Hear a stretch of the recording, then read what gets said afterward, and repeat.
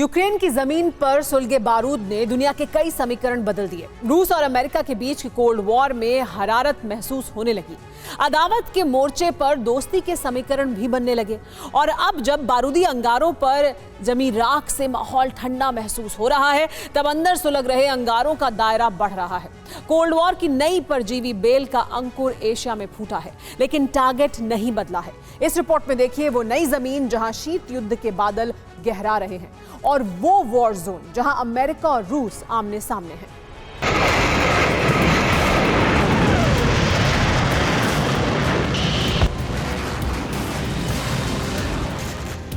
Ukraine में बरसे बारूद की गंध इतनी तीखी है कि इसका विस्तार कई मोर्चों पर अदावत का जहर दिमाग पर चढ़ा रहा है। लेकिन हर मोर्चे पर बारूदी आग और विस्फोटक विनाश संभव नहीं है।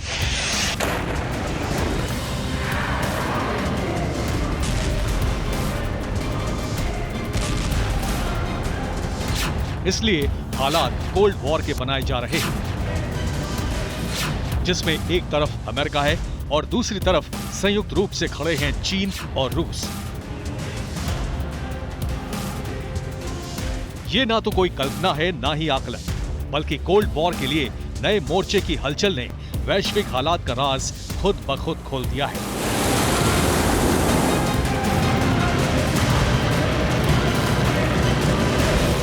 आखिर कौन सा है ये मोर्चा और भविष्य में किस मोर्चे पर आमने सामने खड़े होंगे पारंपरिक महाशक्तिमान दुश्मन? हालात की जमीन पर मिले संकेत को विस्तार से देखिए।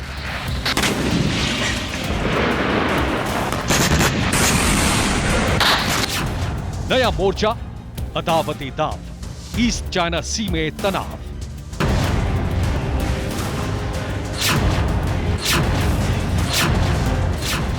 कोल्ड वॉर की नई जमीन, यूएस के खिलाफ रूस प्लस चीन। अब न यूक्रेन न पाकिस्तान, अदावत का केंद्र जापान।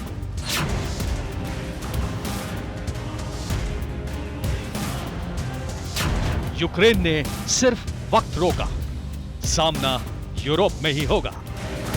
आपने बिल्कुल सही सुना, भविष्य ऐसा ही है। यूक्रेन में बारूद बरसाकर जिस शीत युद्ध में रूस ने बारूदी गर्मी खोली है, वो सीरिया जैसे हालात बनने के बाद स्थित हालातों को सामान्य साबित कर रही है। नतीजतन अमेरिका के एक्शन बेअसर साबित हो रहे हैं। इसलिए शीत युद्ध की शुरुआत का नया रास्ता खुल रहा है और इस बार ये रास्ता गुजरता दिख रहा है जापान से।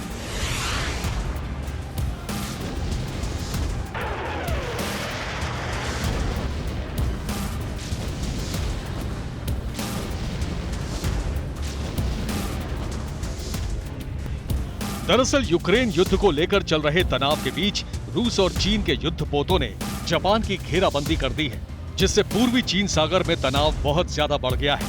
हालांकि जापान ने विवादित द्वीपों के पास चीन रूस के बेड़ों का जमकर विरोध किया है, लेकिन चीन के सरकारी भोंपू ग्लोबल टाइम्स ने चीन रूस की तरफ से संयुक्त धमकी जारी कर इस तनाव को और ज्यादा भड़का दिया है, जिसके पीछे की वजह है अमेरिका। मौजूदा वक्त में भी जापान की सुरक्षा की जिम्मेदारी अमेरिका की है। जापान चीन का गतिरोध इस क्षेत्र में अमेरिका को मजबूत बनाता है, लेकिन इस बार चीन रूस ने जापान को टारगेट करके संयुक्त रूप से अमेरिका के खिलाफ मोर्चा खोल दिया है और चीन ने जापान का निशाना साधकर अमेरिका के लिए चेतावनी भी जारी कर दी है। ऐसा इसलिए हुआ है क्योंकि कोल्ड वॉर के मोर्चे पर अमेरिका रूस अब तक अकेले आमने सामने थे, लेकिन इस बार चीन ने भी मोर्चा खोल दिया है। हालांकि इस मोर्चे में पहला टारगेट ताइवान था, लेकिन अब जब अमेरिका के खिलाफ मोर्चे पर संयुक्त रूप से रूस और चीन है, तो टारगेट बदलकर जापान कर दिया गया है, जिसका पहला चरण है ईस्ट चाइना सी में जापान का घेराव। और भविष्य में इसी देश को लेकर अमेरिका का टकराव रूस और चीन से संयुक्त अलायंस से देखने को मिलने वाला है, जिसका खुलासा चीन के भोंपू ग्लोबल टाइम्स ने किया है। ग्लोबल टाइम्स के मुताबिक मॉस्को के खिलाफ टोक्यो के उठाए प्रतिबंधात्मक कदम भारी पड़ रहे हैं। वेस्ट पैसिफिक क्षेत्र में रूसी देवी जापान को डराने आई है। भविष्य में जापान उतावला होकर कोई गलत कदम न उठाए, इसका मकसद यूक्रेन संकट को लेकर रूस पर बढ़ा दबाव कम होगा।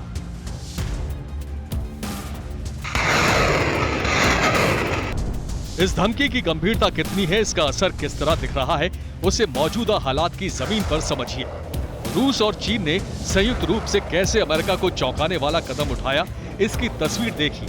जगह है ईस्ट चाइना सी में मौजूद जापान के अधिकार क्षेत्र में आने वाले सेनकाकू द्वीप।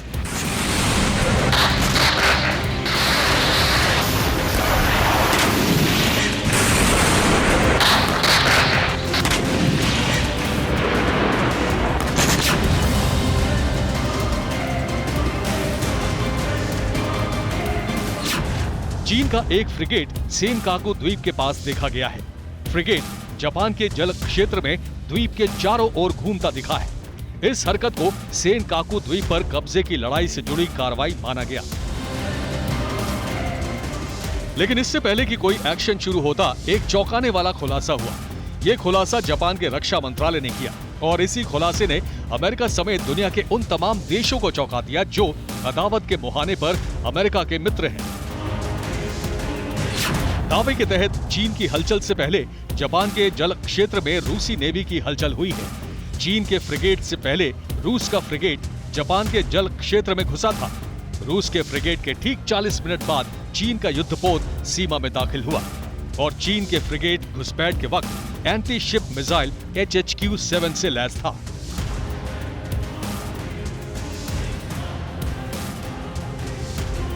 हालांकि दावा यह भी है कि जापान के उस जल क्षेत्र में रूस के पोत को आने जाने का अधिकार मिला है, लेकिन संयुक्त रूप से जापान की घेराबंदी ने हालात अब बदल दिए हैं। इसलिए जापान ने विरोध दर्ज कराया है और इस विरोध तक सीमित कार्रवाई का इशारा साफ है कि अब अमेरिका के दोहरे मोर्चे पर शीत युद्ध का रास्ता जापान से गुजरता है।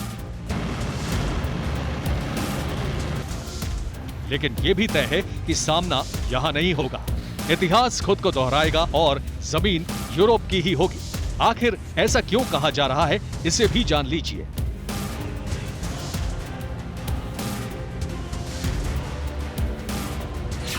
दरअसल यूक्रेन युद्ध को देखते हुए अमेरिका ने पूर्वी यूरोप में तैनाती बढ़ा दी है। जर्मनी से पोलैंड और रोमानिया तक दोबारा अमेरिकन सैनिकों ने मोर्चा संभाल लिया है। अमेरिका ब्रिटेन ने 2 अतिरिक्त F-35 के स्क्वाड्रन भी तैनात किए हैं। वहीं स्पेन ने रोटा नेवल बेस पर 2 अतिरिक्त डिस्ट्रॉयर उतार दिए हैं।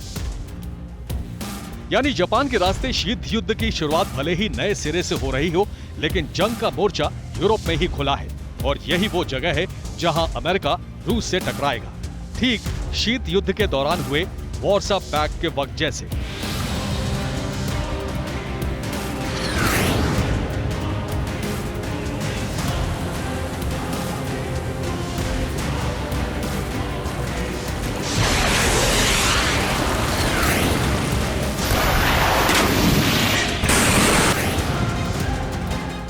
उस वक्त भी नाटो ने बड़ी संख्या में युद्ध के लिए तैयार सैनिक तैनात किए थे और अब भी वही किया गया है।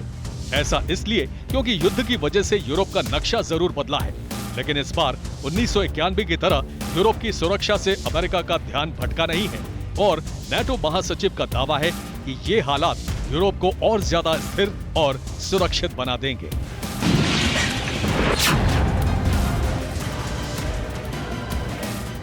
Bureau report, TV9 Bharatvarsh.